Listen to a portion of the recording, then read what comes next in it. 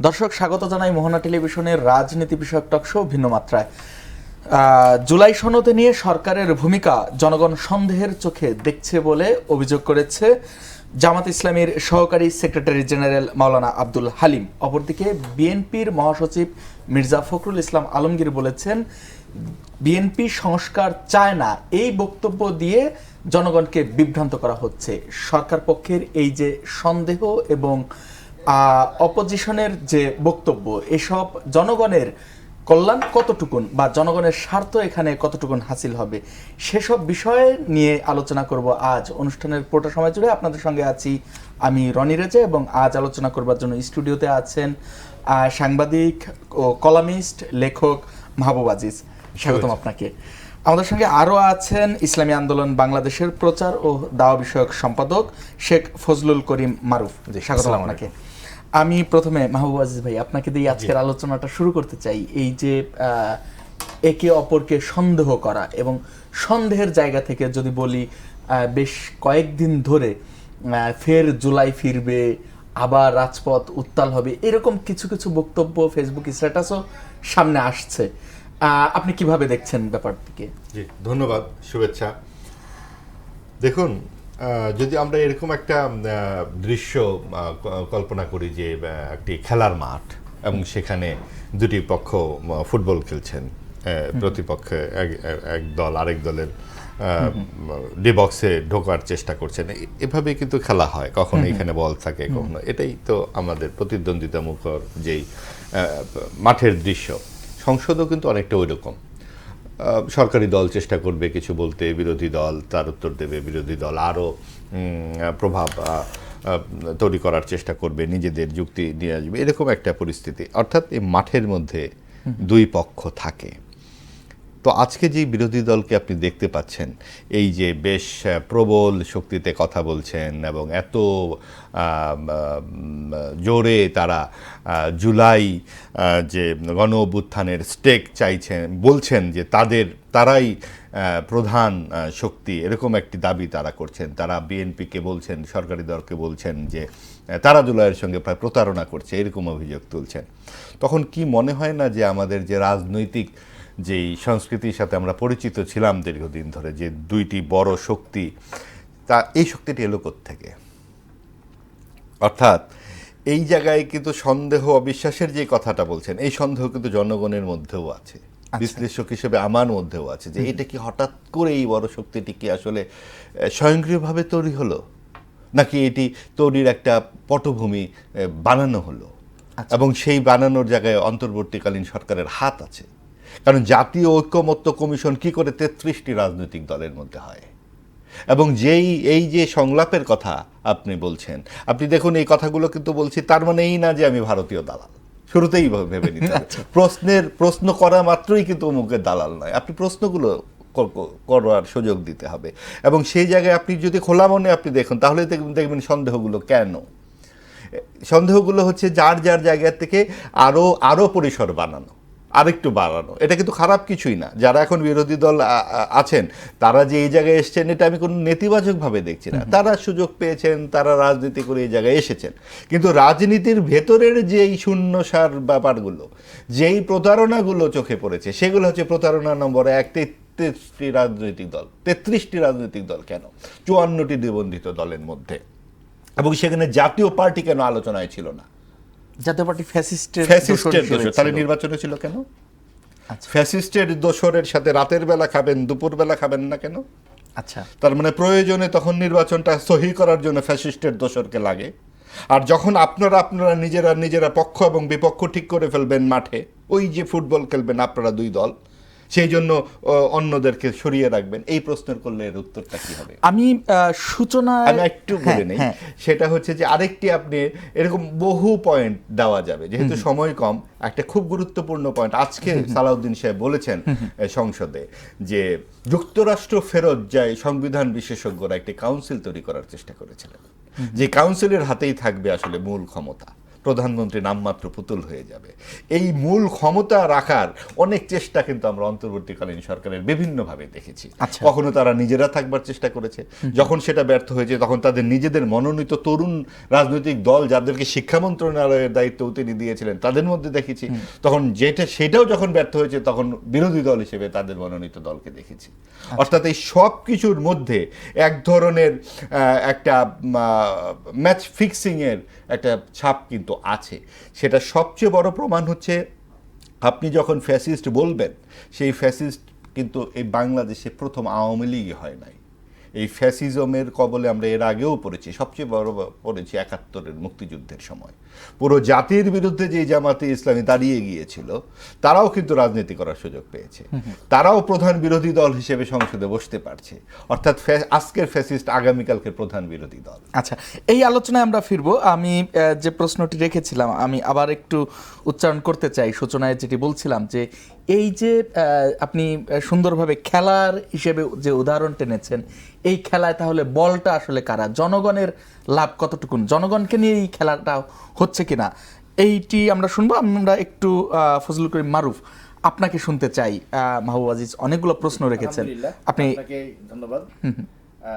আমি একটু খুব জোরালো আপত্তি করি যে এটা আসলে খেলা না। আচ্ছা, এটা মানুষের ভাগ্যের প্রশ্ন, হাজার হাজার মানুষের রক্ত, জীবন, পঙ্গুত্ব, অন্ধত্ব।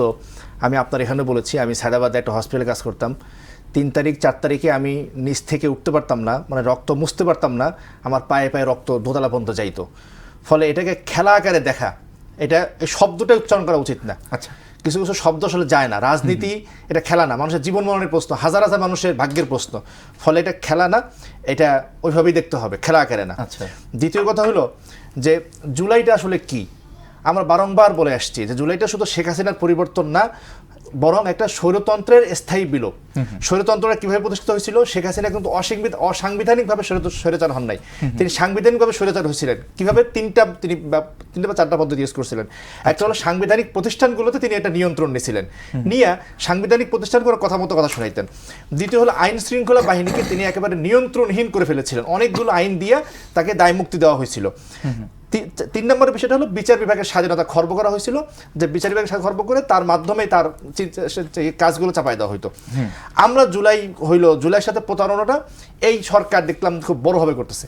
সরকার হইল, আশ্চর্য লাগে, আমাদের স্বরাষ্ট্রমন্ত্রী তিনি নিজে গুমের শিকার, আমাদের প্রধানমন্ত্রী তিনি নির্বাচনে ছিলেন, তারা এসে সংস্কার করার কথা, কিন্তু দেখবেন আজকে 20টা অধ্যাদেশ তারা বাতিল করে দিচ্ছে।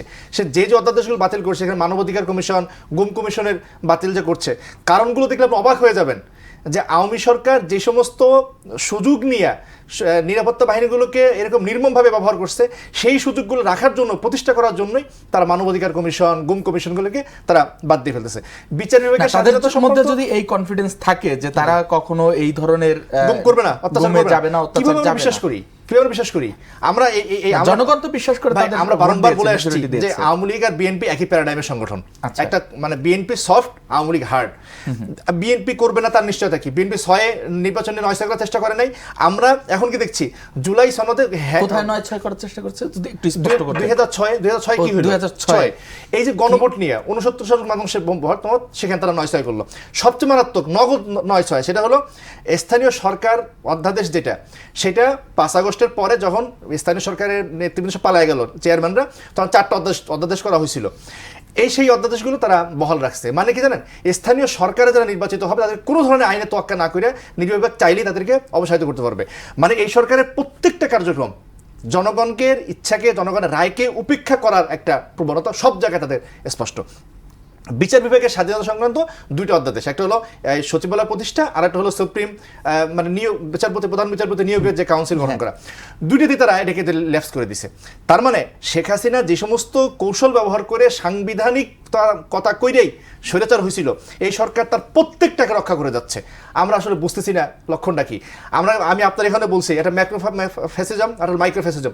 আমাদের সংগঠনগুলোর মধ্যে, রাজনীতি নেতৃবৃন্দের মধ্যে প্রত্যেকের মধ্যে একটা ছোট ছোট ফ্যাসিজম আছে। সেই ফ্যাসিজম আবার বিএনপির মধ্যে, ইসলামী আন্দোলন এদের মধ্যে না, ইসলামী আন্দোলন জামাতের মধ্যে নাই। কারণ আমরা এটা বারংবার প্রতিবাদ করে আসতেছি। আমরা চাচ্ছি এমন একটা সিস্টেম ডেভেলপ করুক যেখানে যেই ক্ষমতা যাওয়ার আগ পর্যন্ত বিএনপিও প্রতিবাদ করেছে। এখন আপনারা তাদের, আমরা জানি না আজকে জামাত ইসলাম সেটা করবে কিনা আমি জানি না। না, গেলে আমরা জামাত ইসলামের বিরুদ্ধে এইভাবে কথা বলবো। আচ্ছা। কিন্তু আমরা খুব হতাশ হচ্ছি, জুলাই নিয়ে ভাই যে প্রতারণার কথা বললেন সেটা আসলে করতেছে এই সরকার। আমি ভাই দুইটা কথা না বসলে ভুল হবে ভাই। একটু বলেন। একটা হলো 33টা সংগঠন কেন, বাকি সংগঠন না কেন? যারা স্বৈরাচারের দোষর ছিল তাদেরকে নিয়ে স্বৈরতন্ত্র বিলোপের পরিকল্পনা করতে কোনো মানে হয় না। সেটা তারা বাদ ছিল, তাদেরকে পরে নির্বাচন রাখা হলো কেন? নির্বাচনটাকে ফেয়ার হওয়ার জন্য। তারপরে আমরা সেটাকে বাতিল করার চেষ্টা করছিলাম। আর তত্ত্বাবধায়ক সরকার বা অন্তর্বর্তী সরকার নিজেরা থাকতে চাইছে, তারা জামাতকে আনতে চাইছে, এনসিপিকে আনতে চাইছে, আমি কথা বলবো এগুলো আসলে বাস্তবসম্মত কথা না। ওই সরকার মানে অন্তর্বর্তী সরকার শেষ দিকে গিয়ে পক্ষপাতমূলক আচরণ করছে, সেটা সম্পূর্ণভাবে বিএনপির সাথে। আমরা বারংবার বলছি, লন্ডন বৈঠক, জাতিসংঘে নিয়ে যাওয়া, তারা বিএনপির প্রতি পক্ষপাতমূলক আচরণ করছে। আজকে আমরা খুব হতাশ হচ্ছি যে তারা কেন বিএনপির পক্ষপাতমূলক আচরণ করলেন। কারণ তাদের মানে জারি করা অধ্যাদেশ, যেই 20টা অধ্যাদেশ সবচেয়ে গুরুত্বপূর্ণ ছিল। আপনি জানেন যে বাকি এই যে 119টা অধ্যাদেশ, তার মধ্যে বোধহয় 20-25টা আছে বিভিন্ন প্রতিষ্ঠানের নাম বদল সংক্রান্ত অধ্যাদেশ। সেগুলো সব একেবারে বলবো যে অপ্রয়োজনীয় অধ্যাদেশ। তো মূল যে 20টা অধ্যাদেশ, সেই অধ্যাদেশগুলো তার বাতিল করে দিচ্ছে। এই বিএনপির সাথে অন্তর্বর্তী সরকার, ডক্টর ইউনূসের সরকার একটা পক্ষপাতমূলক আচরণ থেকে ক্ষমতায় এনে দিল। এটা আমার কাছে মানে ক্ষমতায় কি ইউনূস সরকার এনে দিল নাকি জনগণের ভোটে? এই যে মানে ঢাকা উত্তরে যিনি প্রশাসক, হ্যাঁ যিনি হারলেন, তিনিও তো একই কথা বলতেছেন। ডক্টর আমাদের নাহিদও তো একই কথা বলে। তো সবাই যখন এক কথা বলে, যা কিছু রটে তার কিছু না কিছু তো বটে। তো সেই জন্য আমরা আশঙ্কা করি, এমন যদি না হয় তারপরেও আমি মনে করি যে ইউনূস সরকার এটা দায় এড়াতে পারেন না। তারা বিএনপির প্রতি পক্ষপাতমূলক আচরণ করছেন, করে তারা একদম জুলাইয়ের সাথে একদম বিশেষ কথা যে বিএনপি করতেছে, তার দায় অন্তর্বর্তী সরকারকে বহন করতে হবে। ধন্যবাদ আপনাকে মাহবুব আজিজ, আপনি শুনছিলেন, নোটও করছিলেন। আমি সঙ্গে একটু যুক্ত করতে চাই, তিনি ফজলুল করিম মারুফ যে ডক্টর ইউনূসের কথা বলছিলেন, গতকালকে এনসিপির যে আহ্বায়ক নাহিদ ইসলাম, তিনিও বলেছেন যে সংস্কারের প্রয়োজনে ডক্টর ইউনূস এবং আসিফ নজরুলকে তিনি আহ্বান জানান, তাদের আবার সক্রিয় হতে বলেছেন। আপনি যদি একটু বিশ্লেষণ করেন। ওই কথার মধ্যেই আসলে লুকিয়ে আছে ঘটনা। ডক্টর ইউনূস এবং আসিফ নজরুলের কি ভূমিকা আছে এই দেশের গণতান্ত্রিক আন্দোলনের সাথে? কোন আন্দোলনে তারা ছিলেন এই পর্যন্ত? কিন্তু ফুটবল খেলছিলেন। তো যখন এখানে আন্দোলন হয় এবং এখানে যখন মানুষ রক্ত দেয়, প্রবল একটা ঐক্য গঠিত হয়, সেটা হচ্ছে অসাম্প্রদায়িক ঐক্য। 2 আগস্ট, 3 আগস্ট, 4 আগস্টে যে জন্ম আমার ধন্য হলো গান আমরা শুনেছি, মুক্তির মন্দির ও সোপানতলের গান আমরা শুনেছি, সেটা তো ছিল অসাম্প্রদায়িক আন্দোলন। কোনো নারী পুরুষের সেখানে ভেদাভেদ ছিল না, কে কোন কাপড় পরে আছে, কে কোন ধর্মের, কিছু ছিল না। সবাই সব দলমত নির্বিশেষে স্বৈরাচারের বিরুদ্ধে গণতন্ত্র এবং জবাবদিহিতার প্রশ্নে একমত হয়েছিল। আমরা তারপরে কি দেখলাম, যে এই 8 তারিখে যে সরকারটি এলো, ক্ষমতা পাওয়ার পরপরই মুক্তিযুদ্ধের ভাস্কর্য ভাঙা, মাজার ভাঙা, 32 নম্বর ভাঙা, ডানপন্থাকে উস্কে দেওয়া, যেই মিটিংগুলো হলো, যখন বলা হচ্ছে যে স্বৈরাচারের দোসররা কিভাবে নির্বাচনে আসে, তাহলে মুক্তিযুদ্ধে পাকিস্তানের দোসররা কিভাবে নির্বাচনে আসে? অনেকদিন হয়ে গেছে। কিসের অনেকদিন? অনেকদিন মানে কি? মানুষের ইতিহাসে 50 বছর কোনো অনেক দিন? আপনার বাবা, তার দাদা দেশ, এখনো তো প্রত্যেকটা বাড়ির ঘরে ঘরে তো সেই থাবা, রক্তাক্ত থাবা আছে। অনেকদিন মানে কি? না, জামাতে ইসলামের কিন্তু এই আমাকে বলতে দেন, যুক্তি দেন, আমাকে বলতে দেন, জামাতে ইসলামের যুক্তিটা আপনি দিয়েন না প্লিজ। হ্যাঁ, না, সেটা আমাকে জামাতে শেষ করতে দেন। হ্যাঁ, না, আমাকে জামাতে ইসলামের কেউ তো আছে এখানে, সকলেই জামাতে ইসলামী তো এখন 36 ভাগ থাকবে না কেন? তার প্রয়োজনে জামাতে ইসলামের কথা বলে আমি তার কথা বলবো।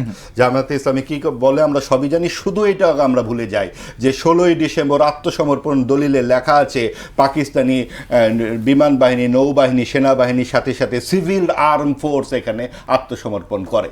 সেই সিভিল আর্ম ফোর্স হচ্ছে জামাতে ইসলামী। 14ই ডিসেম্বর যেখানে আমাদের এখান থেকে বুদ্ধিজীবীদের বাড়ি ঘরের থেকে লোকজন নিয়ে যাওয়া হয়, বুদ্ধিজীবীদের নিয়ে যাওয়া হয়, আমাদের বরেণ্য অধ্যাপকদের নিয়ে যাওয়া হয়, তাদের স্ত্রী পুত্র পরিবার এখানে জীবিত, তাদের প্রত্যেকের গ্রন্থ আছে। এখন বলা হচ্ছে গত এই 18 মাসে শুনেছি এখানে ভারতীয় বাহিনী এই হত্যা করেছে। স্তম্ভিত হয়ে যেতে হয় এই সমস্ত কথাবার্তা শুনলে। বুদ্ধিজীবী হত্যাকাণ্ড নাকি ভারতীয়রা করেছে, এবং সেই ছাত্র সংঘের সভাপতি মুজাহিদ সাহেব, সকলেই জানে এটা ইতিহাসের একটা অক্ষয় অধ্যায়। এবং এইটা আওয়ামী লীগের বয়ান নয়, মুক্তিযোদ্ধা জিয়াউর রহমানের আমলে 15 খণ্ড মুক্তিযুদ্ধের দলিল প্রকাশিত হয়েছে। সেই মুক্তিযুদ্ধের দলিল এগুলো নিখুঁতভাবে লেখা আছে। এটা বলা যাবে না যে এটা পুরনো দিনের কথা। তাহলে আওয়ামী লীগ যে অকাজ করেছে, আপনি আর কতদিন পরে বলবেন এটা তো পুরনো দিন, এটা মাত্র 2000 লোক মেরেছে, যেখানে আমরা 30 লক্ষ লোক মারাকে পুরনো দিনে বলে যাচ্ছি। এইটা হয় না। আরেকটা সবচেয়ে বড় কথা, 15ই আগস্টের যে হত্যাকাণ্ডে আপনি দেখুন যে বেনজির ভুট্টো নিহত হয়েছেন, ইন্দিরা গান্ধী নিহত হয়েছেন, রাজীব গান্ধী নিহত হয়েছেন, অনেকেই নিহত হয়েছেন, দেশে জিয়াউর রহমান নিহত হয়েছেন। কার স্ত্রী পুত্র কন্যা সহ 8 বছরের শিশু সহ একদম গোষ্ঠী শুদ্ধ মেরে ফেলতে হয়? কেন মেরে ফেলতে হয়? কারা মেরেছে? এইটার যেমন কোনো বিচার হয়নি। এই যে পাকিস্তানের বিরুদ্ধে যে বঙ্গবন্ধুর অসীম লড়াই, সেটা আওয়ামী লীগের ব্যক্তিগত দলীয় সম্পত্তি নয়, মুক্তিযুদ্ধ আওয়ামী লীগের দলীয় সম্পত্তি নয়।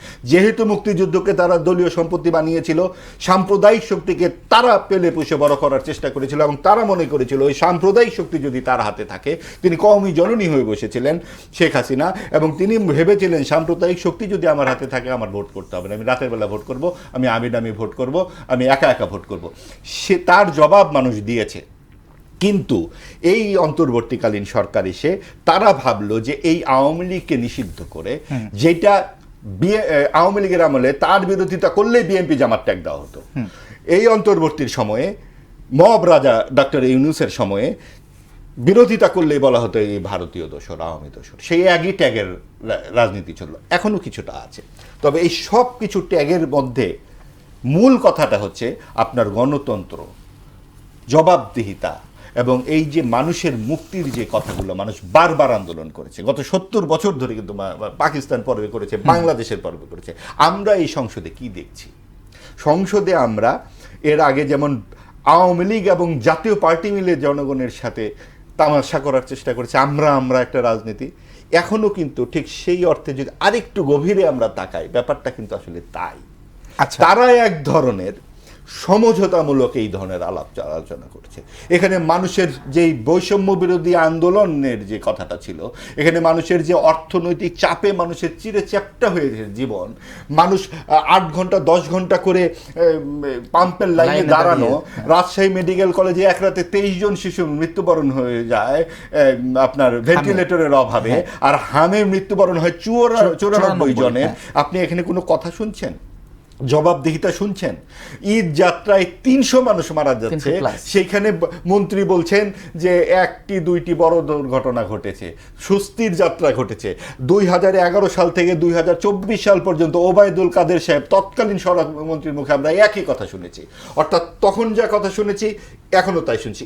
এখন যেন আমরা আলাপগুলো শুনছি যে উচ্চ কক্ষ নিম্ন কক্ষ, জুলাই সনদ।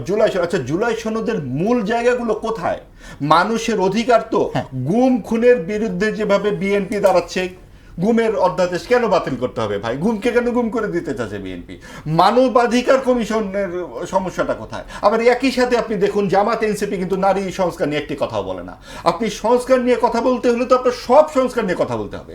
নারীরা কি আপনাদের চোখে পড়ে না যে 5% যে লেখার ছিল যে জুলাই সনদে আপনার মনোনয়ন দিতে হবে, আপনারা যে দিলেন না, আপনার জুলাই সনদ ইচ্ছা মতো মানবেন নাকি? এবং তারপরে এই যে নারী সংস্কারের যে বিষয়ে কেউ কোনো টু শব্দটি করছে না, বরং নারী সংস্কার কমিশনের যে রিপোর্ট বেরোলো তখন সাম্প্রদায়িক শক্তি সোহরাওয়ার্দী উদ্যানে অশালীন আক্রমণ করলেন নারী নেতৃত্বে। আচ্ছা, ওইটা কি তখন সংস্কার বিরোধী হয় না? তাহলে সংস্কার আপনারা রেকটিফাইড করে করবেন। আর খেলার বিষয়ে যেটা ভাই বললেন, এটা নিয়ে একটু কথা হচ্ছে কি, আপনি প্রতীকের একটা ব্যাপার আছে। খেলা হচ্ছে কোনোভাবে একটা হালকা কোনো জিনিস নয়, এটা মানুষের একটা খুব মানবিক বোধের জায়গা থেকে একটা খুব নির্মল আনন্দের একটা জায়গা বটে, কিন্তু একটা অভীষ্ট লক্ষ্যের দিকে মানুষ ছুটে বেড়ায়। এইখানে যার যার জায়গাতে অভীষ্ট লক্ষ্যটাকে বোঝানোর জন্য আমি বলেছি, এখানে কাউকে ছোট করার জন্য নয়। কারণ জুলাই গণ অভ্যুত্থানকে যেমন আমরা শ্রদ্ধা করি, তার চাইতে অনেক বেশি শ্রদ্ধা কিন্তু মুক্তিযুদ্ধকে করি, কারণ ওটি ছাড়া তো দেশই হতো না। এবং সেই কারণে আমরা যেরকম এই জীবনের রক্তের কথা মনে রাখি, আমরা মুক্তিযুদ্ধের কথা মনে রাখি, এবং মুক্তিযুদ্ধের যে স্তম্ভগুলো, সেই স্তম্ভ যে এখানে বাদ দিয়ে দেওয়ার চেষ্টার ব্যাপারে ঐক্যমত হয়েছে, সেটাই আসলে মূল কথা। জুলাই সনদ আসলে পাকিস্তানমুখী যাত্রা। আচ্ছা, ধন্যবাদ আপনাকে। শেখ ফজলুল করিম মারুফ মাহবুব আজিজ বলছিলেন জুলাই সনদকে পাকিস্তানমুখী যাত্রা, এইটার উপরে যদি বলতেন, এবং নারী বিষয়ক আমার কিছু প্রশ্ন রয়েছে। আমি প্রতি বিনম্র শ্রদ্ধা রেখেই বলতেছি, মানে বাংলাদেশের রাজনীতিতে এই বাইনারি খেলা হয়। মানে 71 আসলো, 71 আর 47 মুখোমুখি। আবার 24 আসছে, জামাত এরা করতেছে কি যে 24কে উপরে এনে 71কে মুছে ফেলতে চেয়েছে। আর ভাই বললেন কি, মানে 24কে পাকিস্তানমুখী বলে ফেললেন, 71কে মহিমান্বিত করে ফেলতেছেন। মানে এই যে প্রত্যেক জায়গায় বাইনারি চিন্তা করতে হবে, আচ্ছা ইতিহাসে ধারাবাহিকতা আছে না, আমার 47 সাম্রাজ্য উপনিবেশবাদের বিরুদ্ধে যুদ্ধ, 47 থেকে আপনি অবশ্যই শেষ করবেন। এই কথা খুবই আপত্তিজনক। 24 কে আমি কখনোই পাকিস্তান এই যে একটাকে বলছেন যে পাকিস্তান জুলাই সনদ এক জিনিস আর 24 আরেক জিনিস। ভাই জুলাই সনদ আমি হ্যাঁ, জুলাই শুধু নারী বর্জিত জুলাই সনদ পাকিস্তান মুখী। আমারটা বলতেন তো ওনারা জুলাই সনদকে এখন পাকিস্তান পন্থী বলে নারী সংস্কার বিরোধী যে জুলাই সনদ ওটা পাকিস্তান। এই যে বাইনারিগুলো তৈরি করে ফেলা, এটা বাংলাদেশের সবচেয়ে বড় সমস্যা। আজকে বাংলাদেশ স্বাধীন হলো 54 বছর, আজকে আমরা 55তম বিজয় দিবস পালন করলাম, মানে স্বাধীনতা দিবস পালন করলাম। এখনো স্বাধীনতা বিরোধীরা বাংলাদেশে কেন তারা অস্তিত্বশীল থাকে? কারণ হলো আওয়ামী লীগ তাকে সবসময় হাজির রাখছে। বিগত 15 বছরে আমরা ইউনিভার্সিটিতে পড়তাম, মানে এই ক্যাম্পাসে সারাদিন শিবিরের নাম জপতো। কে জপতো? শিবির না, এই আওয়ামী লীগ এবং আওয়ামী লীগ ফ্যাসিবাদী যারা বুদ্ধিজীবী তারা শিবির শিবির শিবির শিবির কইরা জনমনের শিবিরকে জামাতকে হাজির রাখতো। আমাদের প্রস্তাবনা হিসাবে আপনার এখানে বলছি যে এদেরকে জনমনে হাজির রাখেন না, এরা আস্তে আস্তে হারাই দিতে দেন, এদের রাজনীতিটাকে শেষ করে ফেলতে দেন। কিন্তু তা না করে ওই যে আমার একজন প্রতিপক্ষ লাগবে, যেই প্রতিপক্ষ আমি সহজে হারাইতে পারি, ওই খেলা সেজন্য সবসময় তারা একটা প্রতিপক্ষ 71 মুক্তিযুদ্ধ হাজির রেখে নিজেদের সমস্ত অত্যাচারগুলোকে এক ধরনের বৈধতা। তাহলে কি আপনি বলতে চাচ্ছেন এই আলোচনাটা অফ থাকা উচিত, মানে 71 বা মুক্তিযুদ্ধ আলোচনা তো থাকবেই। আমরা 71টা আমার অস্তিত্বের প্রশ্ন, 71 তো বাংলাদেশই হয় না, কিন্তু ওই 71-এর পরাজিত শক্তিকে আমি সবসময় জিয়ে রাখছি। আজকে দেখেন অন্তর্বর্তী সরকার আওয়ামী লীগকে নিষিদ্ধ করে দিছে, বিএনপি অনেকগুলো খারাপ কাজের মধ্যে ভালো কাজ করছে যে ওইটাকে আইনে পরিণত করে ফেলতেছে। আওয়ামী লীগ এতদিন তারা কেন জামাতকে নিষিদ্ধ করে নাই? শেষ বেলায় এসে জামাতকে নিষিদ্ধ করলো। আজকে 75-এ বঙ্গবন্ধু মারা গেছে, তাকে হত্যা করা হয়েছে, সেই বিচার এতদিন পরে কেন করে? সেই বিচার এখানে জিয়ে রাখা হয়। পরে ওই যে যুদ্ধ অপরাধের বিচার যেটা, সেই বিচারটাকে কেন একেবারে পরিষ্কার করে সবার জন্য মুক্ত করে একেবারে করা হয় না? তার মানে জানেন সবসময় আওয়ামী লীগ চাইছে এটাকে জিয়ে রাখতে। এই যে জিয়ে রাখা, এই যে খেলাটা, আমরা এটা টোটালি খুব প্রচন্ড রকম বিরোধিতা করি। আজকে বাংলাদেশে এত সমস্যা, ভাই বলতেছেন আমি একটা হসপিটাল জব করি, সেখানে আমরা হামির রোগীর সামনের সাথে মানে ব্যতিব্যস্ত হয়ে যাচ্ছি, সেগুলো চাপা পড়ে যাচ্ছে এই সংবিধান সংস্কার ইস্যুগুলোকে নিয়ে। সরকার এগুলোকে সামনে রাখতেছে, বিরোধী দলগুলো আনতেছে, কারণ যদি এই সংবিধান সংস্কার না করি তাহলে একেবারে হুবহু আগের আওয়ামী লীগ বিএনপির মানে রূপে তো ফেরত আসতেছে। আমরা সেটা হতে পারি না। মানে এটা আপনি কিভাবে নিশ্চিত হলেন যে বিএনপি আওয়ামী লীগের রূপেই ফেরত আসছে? বললাম না যে আওয়ামী লীগ হয়েছে সংবিধানে যে কটা ধারাকে ব্যবহার করে, যে কটা মানে সুযোগকে ব্যবহার করে, প্রত্যেকটা সুযোগ বিএনপি রেখে দিচ্ছে। সেই সুযোগ তারা যে ব্যবহার করবে, বা আপনি যদি ব্যবহার না করেন আপনাকে বন্ধ করেন না কেন? এই যে গুম প্রতিরোধ সংক্রান্ত যে যেখান থেকে সরে আসছে সবগুলোতে, মানে কি বলবো, আপনি যদি দেখেন অবাক হয়ে যাবেন। এক জায়গায় বলতেছে কি যে মামলা করলে, মানবাধিকার কমিশন মামলা করলে সেখানে আগে সরকারের অনুমোদন নিতে হবে, গ্রেফতার করতে গেলে আগে প্রশাসনের অনুমোদন নিতে হবে। মানে সব জায়গায় সেই আমলাতন্ত্র, সেই মানে আইন শৃঙ্খলা বাহিনীর নিয়ন্ত্রণ রেখে করা হচ্ছে। আপনি গুম করতেছে নাই চান, আপনি গুম করার অবকাশগুলো রাখেন কেন? এগুলো একটা সেজন্য আমরা বারংবার বলছি যে আওয়ামী লীগ একেবারে বিএনপি হয়ে ফেরত আসতেছে। আমরা সেই জায়গাটা চূড়ান্ত প্রতিবাদ করি। এবং একই সাথে এই যে চিন্তা যে জুলাই সনদ কেন সেটা পাকিস্তানে ফেরত যাওয়া হবে, জুলাই সনদের কোন জায়গাটা আপনি খারাপ জিনিস আপনি দেখেন। এই যে গণভোটটা হয়েছে, গণভোটের 4 নম্বর প্রশ্ন, 3 নম্বর স্পষ্ট করেছেন কিন্তু জুলাই সনদ নারী বর্জিত না তো। জুলাই গণভোটের 3 নম্বর প্রশ্ন ছিল যে নারীদের আসন সংখ্যা। আমি যদি পড়ার সুযোগ দেন সেটা পড়তে পারি। তো তাই এটা নারী বর্জিত কেন হইলো? আর শুধু নারী একটা ইস্যু থাকে, আপনি সেই ইস্যুটাকে মহিমান্বিত করেন, সেই ইস্যুটাকে সামনে নিয়ে আসেন। সেই ইস্যুর জন্য এতগুলো ভালো ভালো বিষয় জুলাই সনদের প্রত্যেকটাকে আপনি পাকিস্তানপন্থী বলে ফেলবেন। তাই যদি হয় তাহলে তোমার উল্টা বলবে যে 71 ইয়াপন্থী বা ভারতপন্থী। আজকের বাংলাদেশে কেন পাকিস্তানপন্থীরা আসতে হবে? আজকে বাংলাদেশে 71পন্থী ভারতপন্থী কেন আসতে হবে? আর বাংলাদেশপন্থী আমরা তর্ক করি, আমি বাংলাদেশ তর্ক করি, কিন্তু ভাই পাকিস্তানপন্থী বলে ফেলেন, ওরা ভারতপন্থী বলে ফেলে। এই তাকে ত্যক্ত বিরক্ত। আজকে আমি টকশো দেখছেন যে আমি খুব রেগে কথা বলতেছি, কথা খুব ঘন বলতেছি, ত্যক্ত বিরক্ত হয়ে গেছি ভাই। আচ্ছা, ত্যক্ত বিরক্ত হবেন না। আমি পরের প্রশ্ন করতে চাই নারী বিষয়ক, কারণ প্রস্তুত করেই নেই এখন। একটি প্রশ্ন রাখতে চাই, যেমন নির্বাচনের আগে জনগণেরও একটি সন্দেহ ছিল জামাতে ইসলাম বা ডানপন্থী শক্তি যদি ক্ষমতায় আসে তাহলে নারীদের অধিকার কতটুকুন কি হবে, নারীরা হেনস্থার শিকার হবে কিনা। আমরা সম্প্রতি দেখলাম মাত্র সংসদ শুরু হয়েছে, মাসখানেক হলো সরকার গঠন করেছে, এরই মধ্যে একজন সংসদ সদস্য ডানপন্থী তিনি নারীদের নিয়ে কটূক্তি করেছেন, যেটা নিয়ে পরবর্তীতে সংসদে আলোচনা হয়েছে। করেন না আমির হামজা কোন আমির হামজা উনি মানে আমি একেবারে অনেরই বলি, উনি মানুষ হিসেবে উনি বুদ্ধি জ্ঞান একেবারে খুব নিম্নমানের। ওনার মতো একজন মানুষ সংসদ সর্ব যোগ্যতা রাখে না। উনি যে ধরনের শব্দ বলে রুবিন ফারহান আপার সাথে শব্দ বলছেন, এ ধরনের শব্দ ভদ্র সমাজ মানে বন্ধু বান্ধব সমাজ ফার্স্ট ইয়ারই তেমন শব্দ আমরা বলতাম না। উনি সেটা বলে বেড়ায়, উনি আর কি দক্ষিণ ভারতের কোন নায়িকার কথা যেভাবে বলে বেড়ায় আমরা বন্ধু বান্ধব বলতাম না। ওই ধরনের মানুষ সংসদ সদস্য কেন ভদ্র সমাজ থাকার কথা না, কিন্তু দুর্ভাগ্য হলে তারা চলে আসছে। কিন্তু তাদের তো মানে ইসলামিক আইডল হিসেবে সামনে রাখা না, হচ্ছে। আমির সেই ক্ষেত্রে হামজা- আপনারা আমির কখনো হামজা- কি বিরোধিতা ভাই, করেছেন? আমির হামজা কিসের ইসলামী আইডল? আমরা বারংবার বলছি যারা এটাকে মানে ভাই ইসলাম ইসলাম নীতি নীতি, যারা মানুষের মধ্যে আমরা বিকৃত মানসিকতার লোকজন দেখি না, ওই বিকৃততার মানে মূলধারা হয় না। যা আমির হামজা ভাই যা করে এটা কোনোভাবেই সমর্থনযোগ্য না। যারা তাকে সমর্থন করে, যদি দলীয় কারণ সমর্থন করে, তারাও সেই বিকৃত চিন্তা এবং মনোভাবের তারা না, তিনি দলীয় আত্মপ্রকাশ ঘটেছে তার অল্প কিছুদিন আগে, এই 5 আগস্টের পরেই। এর আগে তিনি মানে আওয়ামী লীগের গুণকীর্তন করেছেন, ওয়াজ করেছেন, তিনি ইসলামিক স্কলার হিসেবে। এবং আপনারা কখনো বিরোধিতা করেছেন যে আমির হামজা কি বলে ভাই ইসলামী বাংলাদেশ আমরা কওমি উলামায়ে কেরাম আমির হামজার বারংবার বিরোধিতা করছি। হ্যাঁ, এবং মানে আমি অনেক কিছু বলা শুরু করছি যে আপনি আগে বলছি যে আমির হামজা ভাইকে আপনি মনোনয়ন দিন না, কারণ উনি যা বলে টলে তাতে আজকে দেখেন ওনার ব্যক্তিগত একটা মানে বোকামি এবং অদ্ভুত আচরণ, সেটা ইসলামের ব্যাপার হয়ে দাঁড়াচ্ছে। এখানে আসলে ইসলামে রিজাল এবং কিতাবুল্লাহ সময় লাগে। রসুল মানে ইসলাম যাদেরকে নবী বানানো হয়েছে তাদেরকে সব দিক দিয়ে পরিপূর্ণ করা হয়েছে। সেজন্য একজন আজকে কথাটা তো সত্য, সে জামাত ইসলামের মনোনয়ন পাইছে, সে ওয়াজ করে, ফলে আপনি কথা বলতে পারেন, কিন্তু এটা আমরা শক্তভাবে বলি যে আমির হামজা বলেন এটা হয় না, তাকে কোনোভাবেই অ্যাকসেপ্ট করার মতো সুযোগ নেই। জি, ধন্যবাদ আপনাকে। আচ্ছা, এই রকম দুই একটা যখন একদম খাঁচা থেকে বেরিয়ে যায় তখন তারা খুব নিন্দা জানায়, কিন্তু খাঁচার ভেতরেতে এই অচিন পাখি রয়ে গেছে। কেমনে কোন এই যে শফিকুর রহমান সাহেব যখন, আমি কিন্তু এখন কথা বলবো, আপনি আশা করি কথাটা পুরোটা শুনবেন।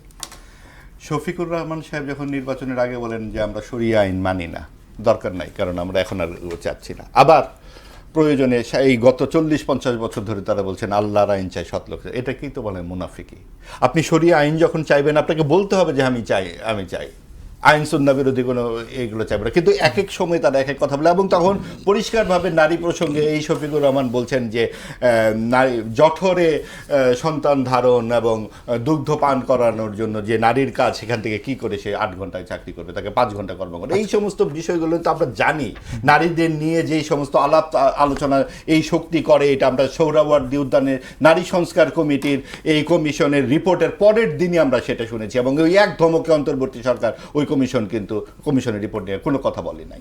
আরেকটা কথা ভাই বলছেন যে বাংলাদেশপন্থী রাজনীতি ওনারা করতে চান, এটা তো খুব ভালো কথা। এইটাই তো আমি এর আগের বার বললাম, যে আমার আগের রাউন্ডে আমি বললামটা কি, যে বাংলাদেশ হলো কেন? 23 বছরের কি প্রেম বিনিময়ের মাধ্যমে পাকিস্তান বা ভারতের সাথে প্রেমমূলক সম্পর্কের ভিত্তিতে বাংলাদেশে রক্তক্ষয়ী মুক্তিযুদ্ধের মাধ্যমে স্বাধীন হয়েছে? তো ভারতের সাথে যদি তার বিশেষ সম্পর্কই থাকতো তাহলে ভারতের অঙ্গরাজনৈতিক হয়ে যেত। বিজয়ের 3 মাসের মধ্যে কেন বঙ্গবন্ধু এই সৈন্য সব ফেরত পাঠাতে বাধ্য করলেন? কাজেই এই জায়গাটা তো পরিষ্কার। কিন্তু বাংলাদেশ মানে কি? বাংলাদেশ মানে হিন্দুত্ববাদী ভারতও নয়, ইসলামিস্ট পাকিস্তানও নয়। বাংলাদেশ মানে হচ্ছে ধর্ম নিরপেক্ষ বাংলাদেশ।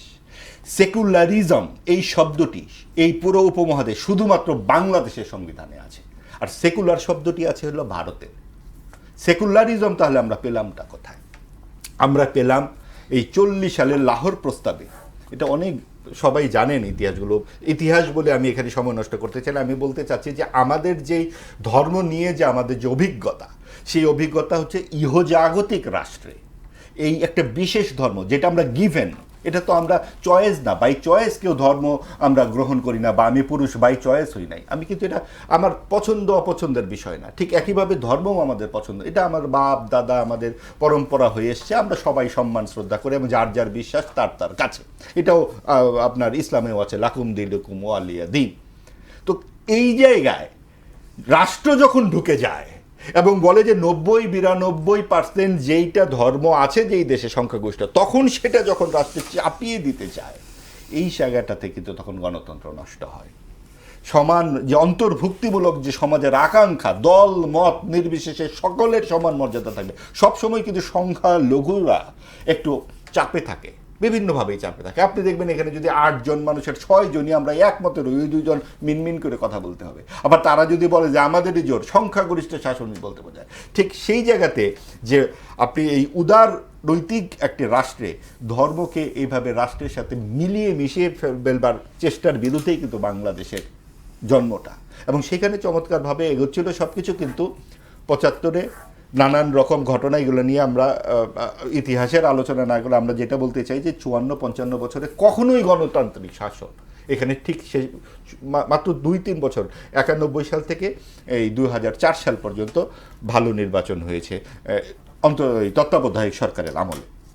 আমরা চাইছিলাম যে এইরকমভাবে একটা গণতান্ত্রিক ধারাবাহিকতা চলুক, সবাই অংশগ্রহণ করুক। এই যে জামাতে ইসলামীকেও রাজাকার বলে বাদ দেওয়ার কিছু নাই, যেটা আওয়ামী লীগ করেছে। এই ট্যাগের রাজনীতি করেই কিন্তু এই যে গুপ্ত লীগ বানিয়েছিল কিন্তু আওয়ামী লীগ। আপনি যখন একজনকে ধাক্কা দিতে থাকবেন, কথা বলতে দিবেন না, তখন তো সে গুপ্ত লীগেই জয়েন করবে, এবং গুপ্ত লীগের পরিণতি হেলমেট লীগ। আপনি দেখেন আওয়ামী লীগ তার ফেরত পেয়ে গেছে। আজকে যদি আপনি আবার বলেন সবাই আওয়ামী লীগ, তখন তো একই অবস্থা দাঁড়াবে। আপনি কি একটি সর্বশেষ গ্রাহ্য নির্বাচনের যে 40% করে ভোট আওয়ামী লীগ বিএনপির, এই 40% এই ভোটকে কি আপনি পানিতে ফেলে দিতে পারবেন? কমে কমে কত আছে, তারপরেও এত ভয় কেন? আপনি যখন জাতীয় পার্টিকে সংলাপে আলোচনা করতে দিলেন না, আপনি তো নির্বাচনে অংশগ্রহণ করলেন, জাতি কি করলো? তাকে লাল কার্ড দেখিয়ে দিয়েছে। আওয়ামী লীগকেও তো লাল কার্ড দেখিয়ে দিত। তাহলে অন্তর্বর্তীকালীন সরকার তো বলতে পারতো যে আমি আহ্বান জানিয়েছি, তারা হয়তো আসতো না। তাদের যেরকম অনুতাপহীন এক ধরনের আচরণ, তারা তো সে স্বীকারই করতে চায় না যে আমরা অপরাধ করেছি, সেটা তাদের ব্যাপার, তারা স্বীকার করুক না করুক। তো অন্তর্বর্তীকালীন সরকার তাদেরকে অনুপস্থিত একদম নিশ্চিত করে এইখানে একটা সাম্প্রদায়িক ডানপন্থার বিকাশ ঘটিয়েছে।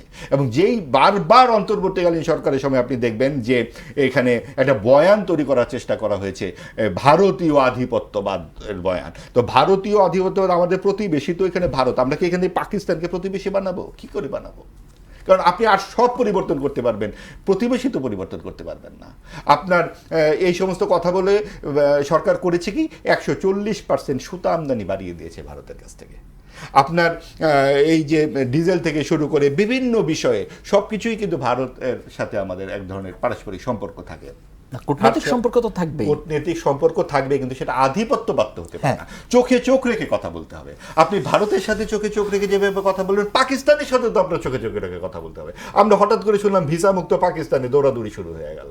তো আমি অত দূরে একটি ভারত, পাকিস্তানের চাইতে তো আমাদের গড় আয়ু ডাবল করে ফেলেছি আমরা। পাকিস্তান একটা ব্যর্থ রাষ্ট্র, 70 বছরে সেখানে 5 বছর একটা সরকার কখনো তার পূর্ণ টার্ম পূরণ করতে পারে নাই। তো অন্তর্বর্তীকালীন সরকারের দৌড়িত ছিল যে বাংলাদেশকে Pakistan, Afghanistan, Syria, Iraq, Yemen, Lebanon, লিবিয়ার সারিতে নিয়ে যাওয়া। এবং সেই কারণে তারা এই আমেরিকা থেকে লোক নিয়ে এসেছে যারা এই দেশের ভোটারই নয়। তাদের প্রেসক্রিপশনে আমাদেরকে সাম্প্রদায়িক শক্তির কাছে নতজানু হতে হবে কেন? এবং এই জায়গাটিতেই একটা তাল গোল পাকিয়ে দিয়েছে। একটা গণতান্ত্রিক রাষ্ট্রে সবাই যার যার মতামতে কাজ করবে। যারা সাম্প্রদায়িক রাজনীতি করতে চায়, এটা কোনো খারাপ কিছু নয়, তারা তাদের মতো মতামত দেবে, মানুষ ভোট দিলে সেখানে ভোটে যাবে, না হলে চলে যাবে। কিন্তু আপনি তাকে একটা ফেয়ার ডিলের বদলে এমন একটা পরিস্থিতি তৈরি করে দিবেন যে জোর করেই তাকে যেন বিরোধী দল হিসেবে আপনি তাকে বানিয়ে দিলেন। যেই দলটি নিবন্ধন পায় নাই, সেই দলের লোকজন নিয়ে আপনার নিউ ইয়র্কে যাওয়ার দরকার কি ছিল? না, এর বাইরে ছিল কারা, মানে বিরোধী দল হিসেবে? এর বাইরে ছিল কারা মানে আপনার এনসিপির তাসনিম জারা এবং আক্তার হোসেনকে নিয়ে যখন ইউনূস সাহেব গেলেন, তখন এনসিপি কি কোনো রাজনৈতিক দল? তাদের তো মানে জুলাইয়ের স্টেক হোল্ডার হিসেবে, জুলাইয়ের স্টেক হোল্ডার তো বিএনপি সবচেয়ে বেশি ভাই। 12 বছর ধরে বিএনপির 50 লক্ষ লোকের নামে মামলা হয়েছে।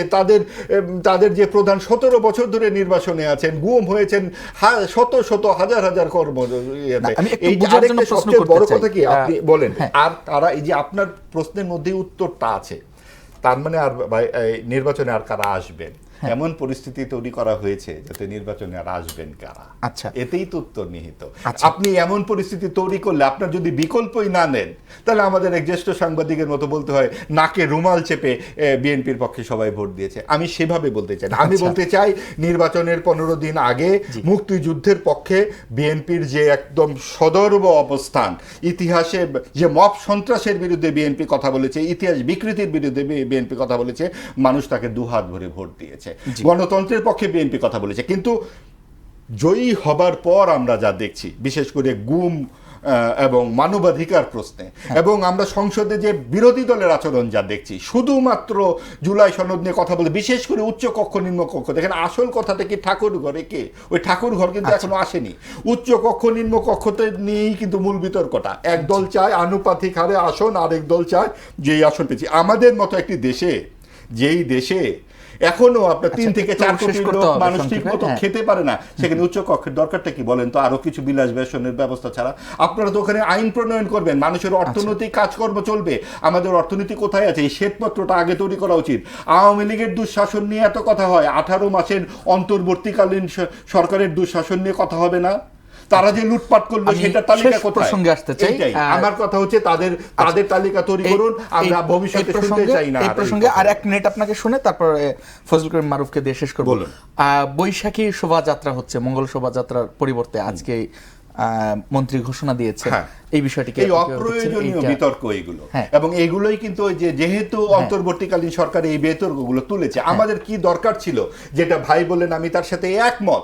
এত বছর পরে কেন মুক্তিযুদ্ধের পক্ষে? আমি তার কথার সাথে কিন্তু সম্পূর্ণ একমত যে রাজাকার ইস্যুটা তো একটা সলভ ইস্যু, সেইটা কেন এই সরকারগুলো জিইয়ে রাখে? কারণ এই যে রাজনীতি করতে হবে, ইলেকশনের আগে তাদের ভোটের প্রয়োজন হয়, ইলেকশনের পরে কিন্তু মুক্তিযোদ্ধার প্রয়োজন হয় না। আপনি গত 8টা-9টা অধিবেশনে মুক্তিযুদ্ধ নিয়ে কি একটি কথা শুনেছেন যে আমরা মুক্তিযুদ্ধের কোন আদর্শটা নিয়ে, ধর্মনিরপেক্ষতা নিয়ে কোনো কথা শুনেছেন? শুনেন নাই। আবার নির্বাচনের আগে শুনবেন। এবং আপনি দেখেন যে এই যে বৈশাখী মঙ্গল শোভাযাত্রা, তাহলে মঙ্গলবার বদল করে দিতে হয়। ভাসানী মজলুম জননেতা একটি কথা বলেছেন, এত যে ধর্ম করো, কৃষ্ণচূড়ার নাম কি দিবে? ফাতেমা চূড়া। তার মানে আপনি মঙ্গলবারের কি নাম দিবেন? ফাতেমাবার? তা তো হয় না।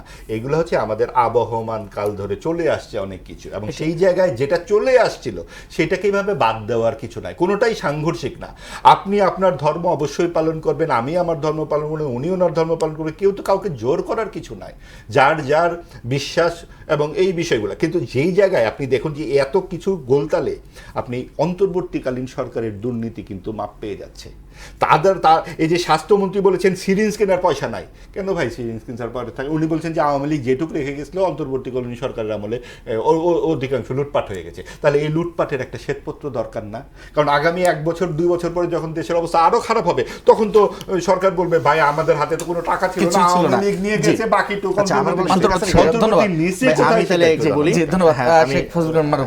দেখেন। আজকে এখানে কিন্তু আমি ইসলামের বাংলাদেশ করি, ভাই রাজনৈতিক পরিচয় জানি না, সাংবাদিক। জামাত ইসলাম আছে নাই, কিন্তু আলোচনার অধিকাংশ করলাম জামাত পক্ষে করেন, সমালোচনা করেন। মানে মানুষের কাছে মনে হবে কি যে জামাত কিচ্ছু জানে না, আজকে প্রথম বাংলাদেশ সম্পর্কে সোটা দেখতেছে, সে মনে করে বাংলাদেশের জামাত মনে মহা কিছু একটা। এই জামাতকে জনপরিসরে হাজির রাখা যে প্রবণতাটা, আমি এটা তীব্র বিরোধিতা করি, আজকেও করলাম। দ্বিতীয় বিষয় হলো জামাত ইসলামের যে মুনাফিক আচরণ কথা বলছে, সেগুলো প্রসিদ্ধ হওয়ার কারণেই আমরাও কিন্তু ইসলাম বাংলাদেশ জামাত ইসলাম সমঝোতা থেকে সরে আসছি। ফলে জামাতের এই মুনাফিক আচরণ, মানে কখনো সরিয়ে চায় কখনো সরিয়ে চাই না, নানা বারবারই আচরণ, এটা নতুন করে বলার কিছু নাই, এটা প্রমাণিত সত্য কথা। দ্বিতীয় কথা হলো বাংলাদেশের মানুষ ধর্মপ্রাণ, ধর্মহীন না। দেখেন, সেকুলারিজমের একটা অর্থ যেটা আছে যে সব ধর্মের জন্য সমান সুবিধা থাকবে, বাংলাদেশের যেটা একটা ব্যাখ্যা করা হয়। কিন্তু বাংলাদেশের ইন প্র্যাকটিস যেটা হচ্ছে যে সেকুলারিজম বলে ধর্মহীনতাকে চাপায় দেওয়া হয়, ধর্মের বিরুদ্ধে অবস্থান নেওয়া হয়। আপনারা জানেন যে সারা বিশ্বে সেকুলারিজমের 2টা রূপ আছে। একটা রূপ আছে যেখানে এই অর্থে যে ধর্ম সবার জন্য সমান থাকবে, আর একটা অর্থ যেটা ফ্রান্সে যেটা চর্চা হয়, ধর্মকে না করে দেওয়া। বাংলাদেশে কেউ ধর্মকে না করে দেওয়ার প্রবণতা থাকে।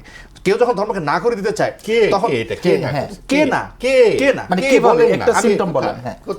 যেমন সব জায়গাতেই, কোন জায়গায় না বলেন না, মানে আমারটা বিশেষ করে যাই। তো যখন এই ধর্মকে না করে দেওয়ার প্রবণতা আসে, তখন ধর্মকে শক্তভাবে ধরে রাখার প্রবণতাটাও আসে। হ্যাঁ, এরপর ভাই বললেন না যে উনারা হলো মানে ধর্ম নাকি চাপায় দাও, গিভেন। আমি বলি তা না, বাংলার প্রত্যেক মানুষ বালেগ হওয়ার পরে তার ধর্ম নিয়ে সে পরিবর্তন করতে পারে। হ্যাঁ, ফলে ধর্ম, মানে আমি যেমন বাংলাদেশে জন্ম হয়েছি, আমি যেন বদলাতে পারি না, ধর্ম কিন্তু বদলানো যায়, সেটা শুনি। ফলে ধর্মটা ওইভাবে না। দ্বিতীয় যে বিষয়টা ভাইয়ার বললেন কি যে গণতন্ত্র, এমনভাবে কথাগুলো আসে যে গণতন্ত্র এবং ধর্ম যেটা মুখোমুখি দাঁড় করে ফেলা হয়। হ্যাঁ, এটা একদল ইসলামপন্থী করে, ধর্ম এবং গণতন্ত্র ধর্ম মুখোমুখি না। কিন্তু সংস্কৃতির যে জায়গাটা আমি আরেকটু স্পষ্টভাবে আপনার কাছে যেতে চাই। আপনি যেভাবে বললেন যে ধর্মহীনতা চাপিয়ে দেওয়ার যে চেষ্টা, আপনি কি এই যে মঙ্গল শোভাযাত্রা, এটাকে আপনি মিন করছেন? যদি তাই হয়, মঙ্গল শোভাযাত্রা ধর্মহীনতার কি আছে, চাপিয়ে দেওয়ার কি দেখলেন? ওইটা আমি আসতেছি। হ্যাঁ, তো ধর্ম এবং গণতন্ত্রের মুখোমুখি না, মানে গণতন্ত্র প্রতিষ্ঠা করতে গেলে ধর্ম থাকলে মহাসমস্যা হয়ে যাবে বিষয়টা তা না, ধর্ম এবং গণতন্ত্র সমান্তরালে যেতে পারে। আর একটা কথা খুব পরিষ্কার করে বারংবার আমরা বলছি, বাংলাদেশের জন্ম ইস্যুর সাথে 71 ইস্যুর সাথে ধর্মহীনতা, ধর্ম কোনো বিরুদ্ধ ইস্যু ছিল না। এখানে ইস্যু ছিল পাকিস্তানের অত্যাচার, নিপীড়ন, জুলুম, বৈষম্য। ধর্ম এখানে বিরুদ্ধ ইস্যু হিসেবে হাজির ছিল না, কখনোই ছিল সেটা তো বলেও নি না। কিন্তু এই যে ভাই বললেন যে 71 ধর্ম সেকুলারিজম মানে তো ধর্মহীনতা নয়। 71 সেকুলারিজম শব্দ ছিলই না। সেকুলারিজম তো কোথাও ছিল ভাই না। 71 সেকুলারিজম ছিল না। 71 সেকুলারিজম শব্দটা 71 ছিল খুন, হত্যা, ধর্ষণ, সেখান থেকে শিক্ষাটা নিতে না, হয়েছে। 71 আগে আওয়ামী লীগের বয়ান, 71 তো আওয়ামী লীগ ছিল। ভাই 71 আগে আওয়ামী লীগের আজকের বয়ান মতো শেষ করছি। জি, তো ভাই ধন্যবাদ। আমার শেষ করতে আওয়ামী লীগের কি বয়ান ছিল আওয়ামী লীগের 71 71 আগে আওয়ামী লীগের শেষ করতে প্রবাসী হচ্ছে, শেষ করতে হচ্ছে। 40 ভাই, ধন্যবাদ। আওয়ামী লীগের লীগের 40% ভোট নাই। ভারতের সাথে সম্পর্ক থাকবে, কিন্তু ভারতের আধিপত্যটা মেনে নেওয়ার জি, সুযোগ নেই। ধন্যবাদ আপনাকে। এবং মেইন স্ট্রিমটা আমাদের শেখ দেওয়া হয় ফজলুল করিম না। মারুফ, সময় কম ধন্যবাদ পাইলাম, আপনাকে। সেজন্য প্রতিবেদন নওয়াব রাখলাম। আজিজ, ধন্যবাদ আপনাকে। দর্শক, ধন্যবাদ জানাই আপনাদেরও এতক্ষণ সঙ্গে থাকবার জন্য। আজকের মতো বিদায় নিচ্ছি। আগামীকাল দেখা হবে একই সময় নতুন কোনো অতিথি নিয়ে, আলোচনা হবে নতুন কোনো বিষয়ে। সঙ্গে থাকুন।